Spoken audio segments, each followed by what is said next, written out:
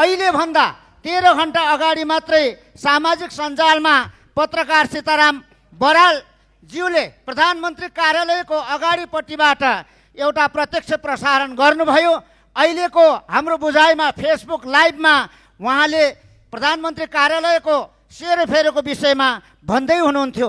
हिजो मात्रै अत्यन्तै नागरिक सर्वोच्चता भएको यो मुलुकमा लोकतन्त्र र सुशासनको नारा दिएर स्थापित भएको र गठन भएको यो सरकारको कार्यशैलीप्रति अत्यन्तै लज्जाजनक चाहिँ नै विषयवस्तु बाहिर निस्किएको छ।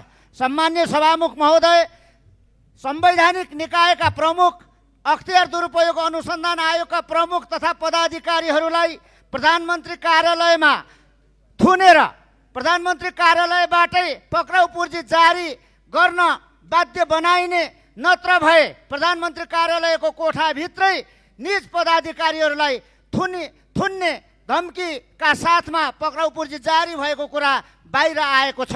उहाँले सामाजिक सञ्जालमा लाइभ गर्नुभएको विषयवस्तु यदि साँचो हो भने सम्माननीय प्रधानमन्त्रीज्यू अथवा त्यो विषय के हो यसको सत्य तथ्य छानबिन गर्नका लागि संसदीय छानबिन आयोगको समितिको गठन गर्नुपर्दछ र त्यसको छानबिन गर्नुपर्दछ। होइन भने प्रधानमन्त्रीज्यूले यही रोस्टममा आएर सदनलाई जानकारी गराउनुपर्छ, आम नागरिकहरूलाई जानकारी गराउनुपर्छ।